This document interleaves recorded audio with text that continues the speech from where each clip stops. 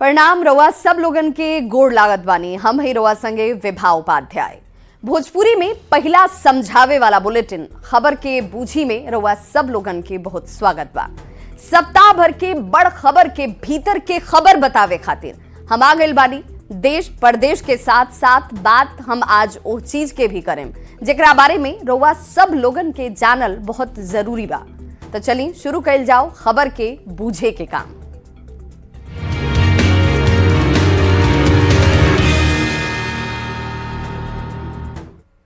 तेईस सप्ताह हरियाणा विधानसभा चुनाव के परिणाम आयल। बीजेपी के रिकॉर्ड जीत भी मिलल तो कांग्रेस के 10 साल के बनवास और 5 साल खातिर बढ़ भी गई।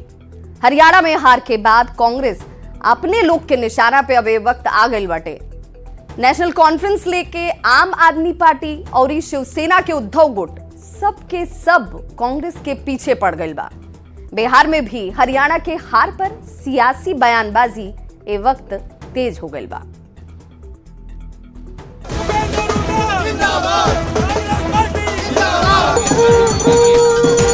हरियाणा विधानसभा चुनाव के फैसला अइला के बाद एनडीए के नेता कांग्रेस पर निशाना साध रहल बाणे।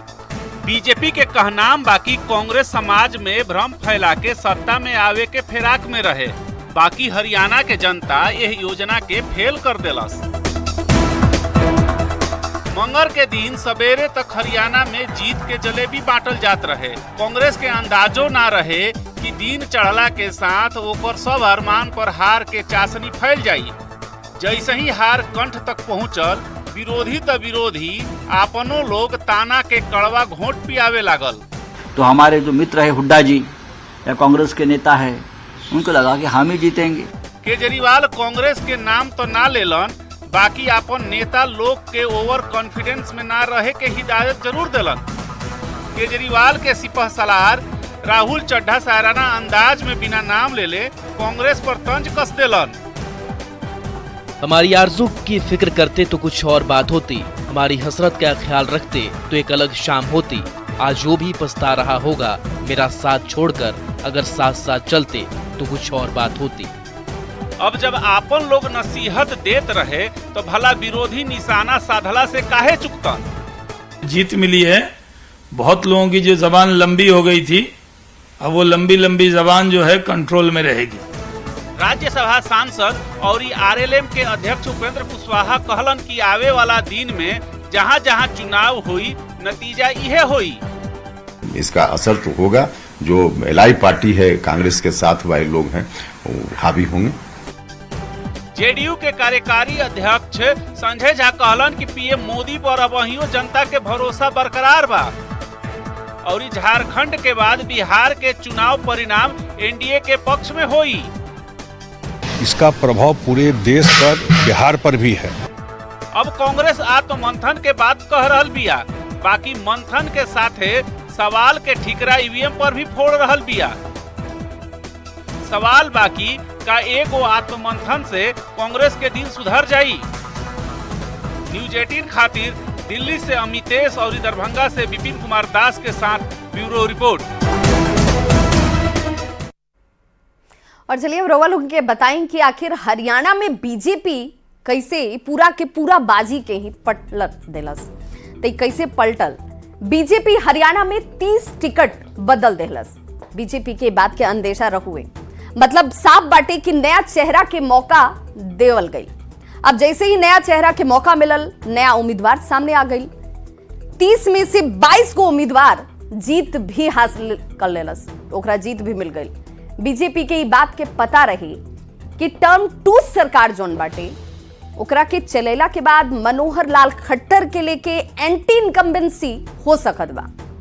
ऐसे चाहे खातिर बचे भी खातिर कहीं कि बीजेपी सीएम के चेहरा ओकर फेस के भी बदल देहलस और एक खट्टर के जगह नायब सिंह सैनी के सीएम बना दिहल गई। बीजेपी के दांव लेकर चल भी गई और ये सीएम बदलते हवा के रुख पूरा तरह से बदल गई।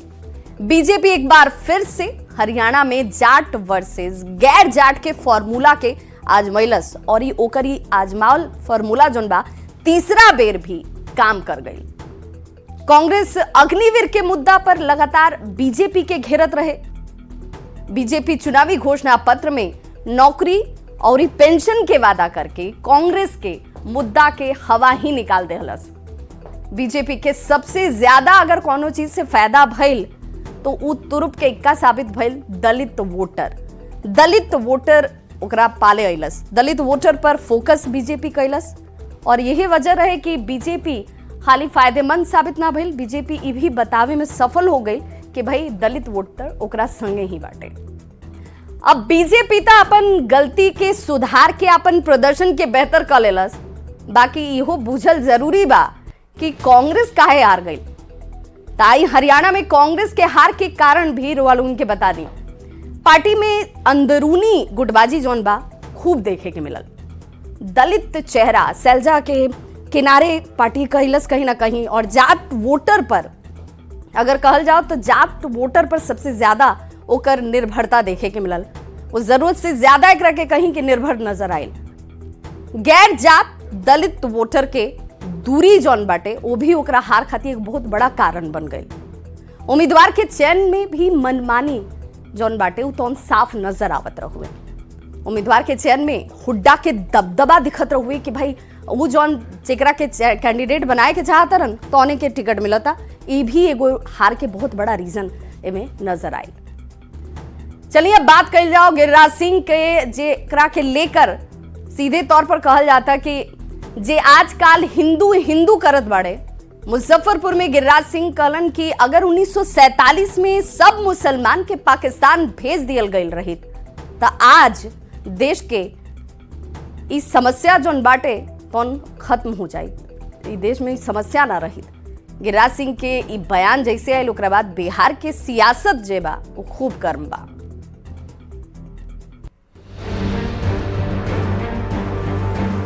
मुसलमान पर टिप्पणी करके बीजेपी के फायर ब्रांड नेता और केंद्रीय कपड़ा मंत्री गिरिराज सिंह फिर चर्चा में आ गई बाड़न।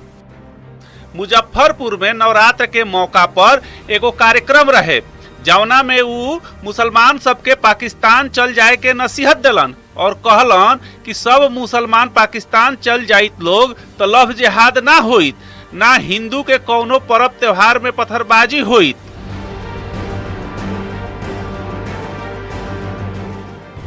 मैं भी चुनाव लड़ा तो जाति विशेष के बहुमत वाले क्षेत्र से लड़ा। मेरी इच्छा थी इस बार कि मैं किशनगंज से लड़ूं, मेरी जमानत जब्त हो जाए, लेकिन मैं हिंदू बन के लड़ूं जो दुनिया देखे, देश देखे। बिहार के मुस्लिम बहुल इलाका में गिरिराज सिंह हिंदू सबके एकजुट करे खातिर हिंदू स्वाभिमान यात्रा निकाले जा रहल बाड़न। 18 अक्टूबर के भागलपुर से यात्रा निकली, 19 अक्टूबर के कटिहार, 20 के पूर्णिया, 21 अक्टूबर के अररिया और 22 अक्टूबर के किशनगंज में पहला चरण के यात्रा हुई। हमने तो कभी तजिया पर पत्थर नहीं फेंका। आखिर मेरे दुर्गा पूजा, सरस्वती पूजा, रामनवमी पूजा और हनुमान जयंती पर आखिर क्यों ये कम खतरा आपको लगता है? इसलिए हम हिंदुओं को जगाने के लिए। गिरिराज सिंह के बयान पर बिहार में जमकर सियासत हो रहल बा। आरजेडी एकरा के समाज में नफरत फैलावे वाला राजनीति बता रहल बिया और कांग्रेस एकरा के समाज के बांटे वाला बात कह रहल बिया।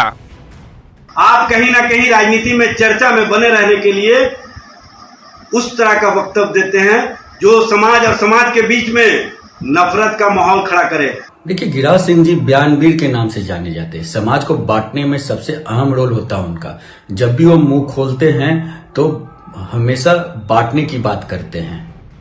गिरिराज सिंह के यात्रा के का मकसद बा ई उहे जानत होई हन। बाकी एक बात तो तय बा, मुसलमान पर कईल गईल उनकर टिप्पणी से बिहार के सियासत एक बार फिर से गरमा गईल बा। अब देखे वाला बात ई होई कि उनकर यात्रा के बिहार के राजनीति पर का असर हो रहल बा। मुजफ्फरपुर से संवाददाता प्रियांक सौरभ और पटना से संवाददाता शैलेंद्र कुमार के साथ ब्यूरो रिपोर्ट।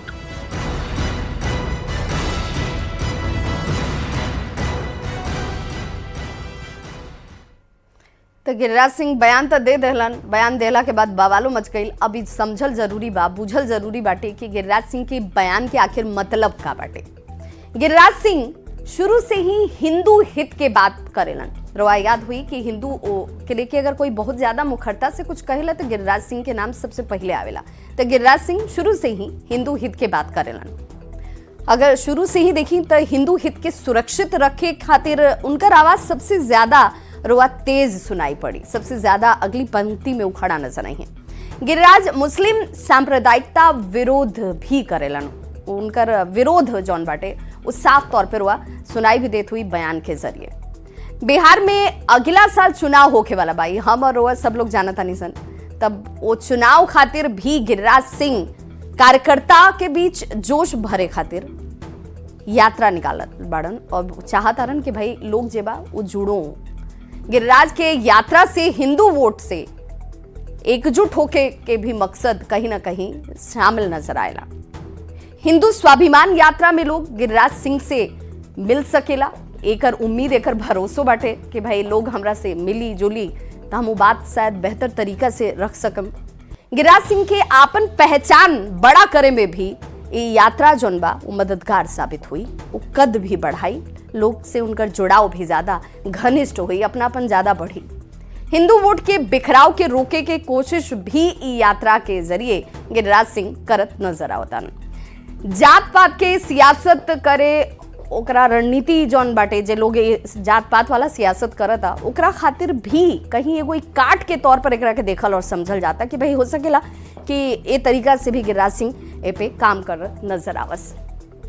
चलिए अब बात कर जाओ नीतीश सरकार के नयका शिक्षक ट्रांसफर पॉलिसी के। जी हाँ, ई मामला बिहार के 5 लाख से बेसी शिक्षक से जुड़ल बाटे। नयका शिक्षक ट्रांसफर पॉलिसी के एक बारीकी के बुझल बहुत जरूरी बाकी, उनमें आखिर का बारीकी बाटे। पहले रोआ ई रिपोर्ट देखी और फिर एकरा के बुझल और समझल भी जाए।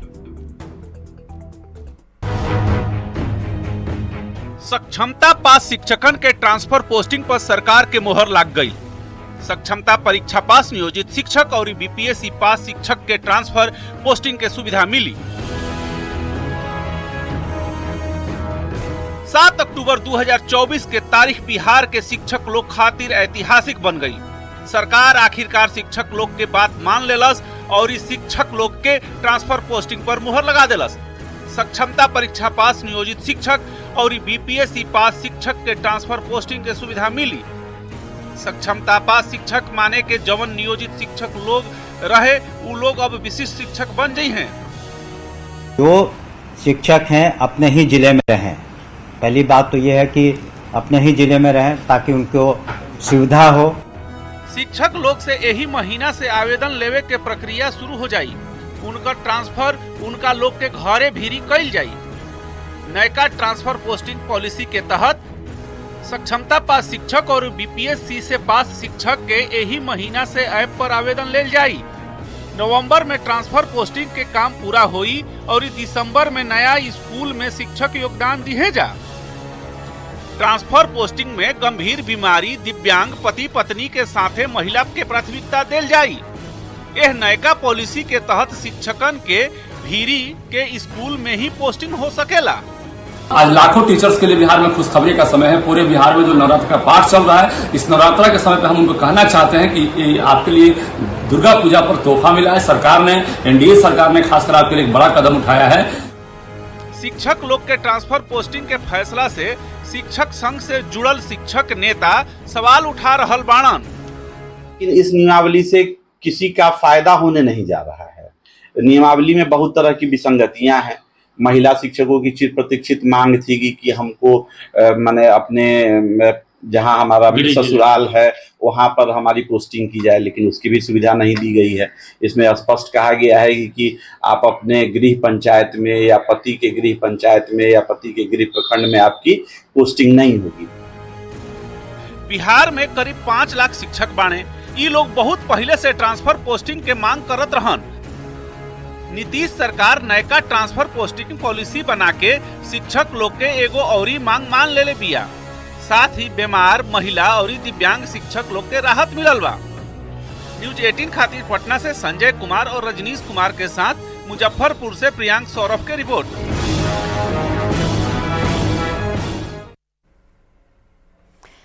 तो नीतीश सरकार शिक्षक खातिर उनकर जे बहुत प्रतीक्षित मांग रहुए ऊपर एक नया शिक्षक ट्रांसफर पोस्टिंग के पॉलिसी भी लेकर आ गई बिया। अभी नई शिक्षक ट्रांसफर पॉलिसी में का हुई, कितना लोग के एकर फायदा हुई, जरा वो भी जाननी। करीब 5 लाख से ज्यादा शिक्षक सबके एकर फायदा जौन बा सीधे तौर पर मिलत नजर आई। बिहार में अगर बात कर जाओ तो इस शिक्षक लोग के अगर संख्या के देखें तो बिहार में तकरीबन 1 लाख सक्षमता पास शिक्षक लोग जौन बाटे तो मौजूद बाटे।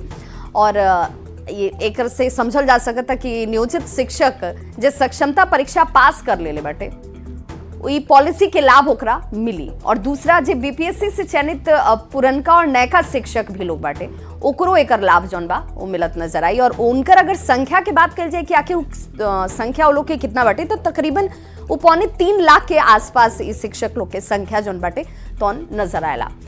सक्षमता पास शिक्षक की अगर पोस्टिंग के बात कही जाओ तो इस शिक्षक लोग की पोस्टिंग जबकि हुई बीपीएससी चयनित शिक्षक सबके ट्रांसफर के मौका जेबा वो भी में शामिल कइल गेल बा। अब जरा ये समझी कि सक्षमता पास शिक्षक के लेके अगर इस पोस्टिंग हो भी था तब वो में फायदा का हुई, लोग के का एकरा से हासिल हुई वो भी जरा जानल और समझल जरूरी बाटे। तो सक्षमता पास शिक्षक पोस्टिंग के साथ विशिष्ट शिक्षक भी बन जाई लोग। अब एगो दूगो फायदा नहीं में एमे एकरा संगे रोआ बहुत सारा फायदा एक साथ मिले वाला बाटे, तो एकरा के समझल बहुत जरूरी बा। ट्रांसफर पोस्टिंग में गंभीर बीमारी से अगर केहू शिक्षक जूझत आटे, चाहे वो पीड़ित बाटे, दिव्यांग केहू शिक्षक बा, महिला शिक्षक जितना लोग बाटे और वैसन शिक्षक जेकर पति और पत्नी दोनों आदमी शिक्षक बा लोग, दोनों अध्यापन के कार्य में जोड़ल बा लोग, उनका के ट्रांसफर पोस्टिंग में प्राथमिकता दिहल जाए।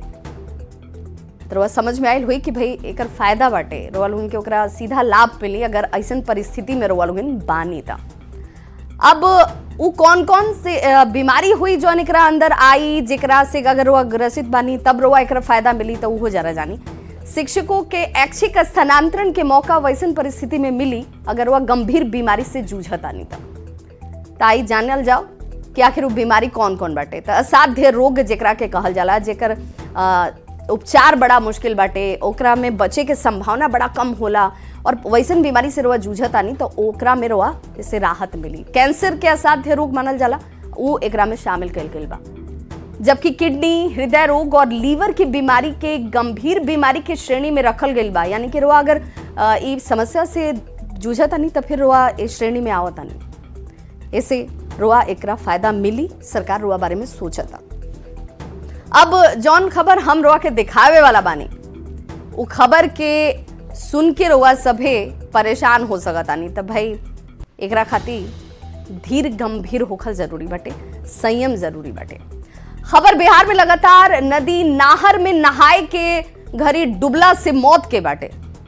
फिर से सासाराम में नहाए गए एके परिवार के 6 गो बच्चा अकारण देखी काल के गाल में समा गई, डूब के मर गई।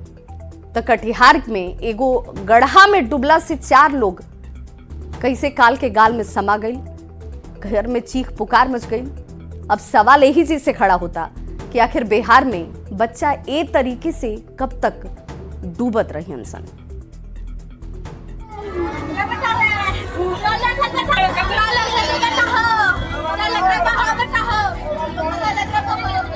कबही ई महिला बेहोश हो जात बाड़ी लोग तो कबही करेजा फार के रोवत बाड़ी लोग। तस्वीर कटिहार की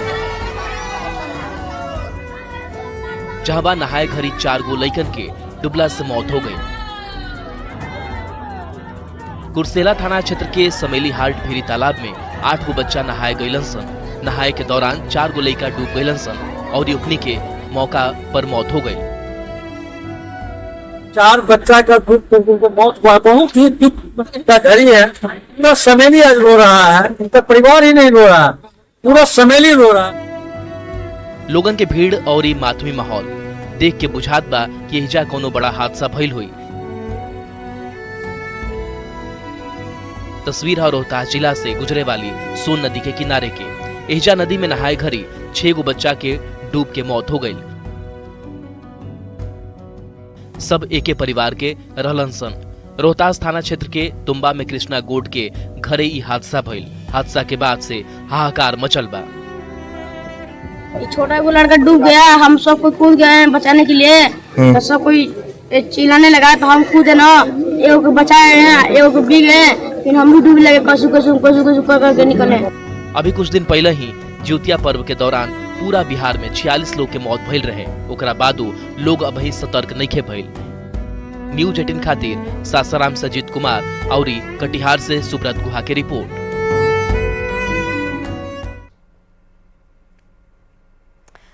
अब जरा आंकड़ा से बिहार में डुबला से मौत के मामला के बूझल जाओ कि आखिर ये आंकड़ा का कहता, हमने के का सावधानी बरते के चाहिए, का सोचे और समझ के चले के चाहिए। 2021 तक के अगर ऑथेंटिक आंकड़ा के बात कर जाओ तो हमने के भिरी बाटे वो आंकड़ा के मुताबिक रोज कम से कम 3 लोग के डुबला से मौत हो जाता टे। राष्ट्रीय क्राइम रिकॉर्ड ब्यूरो की रिपोर्ट जॉन बाटे, वो रिपोर्ट की अगर बात कर जाओ तो accidental death and suicide in India 2021 में बतावल गई बा कि 2021 में देश भर में डुबला से 36,362 लोग की मौत हो गई बाटे। एकरा में सबसे अगर बेसी मौत के आंकड़ा कोनो राज्य से आयल तो महाराष्ट्र से बा, यानी कि पहिलका पायदान पे अगर केहू खड़ा बा जहां पर डुबला से मौत केहू के होता तो महाराष्ट्र में बा। एकरा बाद दूसरा नंबर पर मध्य प्रदेश बा और ओकरा बाद तीसरा नंबर पे बिहार आवेला। चिंता के बात बाटे, समझला के बात बाटे, सावधानी बरतला के बात बा। अब जरा एक नजर डालल जाओ 2018 से लेकर 2021 तक के आंकड़ा पे। आखिर कौना साल कितना लोग के डुबला से जान चल गई, केकरा घर में वीरानी छा गई, जानल बहुत जरूरी बा। 2018 में अगर बात कल जाओ, इस साल 2018 के अगर आंकड़ा के देखल जाओ तो 2018 में 205 लोग डूबल रहे, 2019 में 360 लोग डूब गए और 2020 आवत आवत आंकड़ा जोन बा बढ़ के 1000 के भी पार कर जाता, 1060 लोग के जान चल गई। जबकि 2021 में 18 नवंबर तक के जोन हम निकलेंगे आंकड़ा बाटे 1206 लोग के डुबला से मौत भइल। मतलब 2018 से लेकर 2021 तक के बात कल जाई तो डुबला से मौत के आंकड़ा 6 गुना बढ़ चुकल बा। में जे घर परिवार के लोग बा ओकरा के समझल बहुत जरूरी बाटे, वो बच्चा के समझावल बहुत जरूरी बा। अब अगर बिहार में डुबला से मौत के कारण बूझे के बात होके तो कौना महीना में कितना मौत होता, चाहे काहे ए मौत के आंकड़ा बढ़ जाता, ये जानल जरूरी बाटे। 2018 से 2021 तक के तुलना देख, खाली ग्राफिक्स के जरिए भी देखी कि जनवरी से लेके मई तक 356 लोग डुबला की वजह से मौत उनकर हो गई। जून से सितंबर तक की अगर बात कही जाए तो 2013 लोग के डुबला से जान चल गई। जबकि अक्टूबर से लेकर दिसंबर तक की अगर बात कही जाए तो 732 लोग के मौत डुबला की वजह से हो जाता। और यही से माई बाप के भी जरूरी बा, जिम्मेदारी बाटे कि भाई लड़का बच्चा के समझावल जाओ, बतावल जाओ, बुझावल जाओ कि सावधानी जरूरी बा। ऐसा मौसम में पानी के बीच, गढ़ा तालाब के बीच, नदी नाला पोखरा के बीच ना जाओ। तब खबर के बूझी में आज बस इतना ही। फिर मिलल जाई, फिर कोनो खबर के बूझल जाई, बुझावल जाई और सावधानी बरतल जाई। नमस्कार।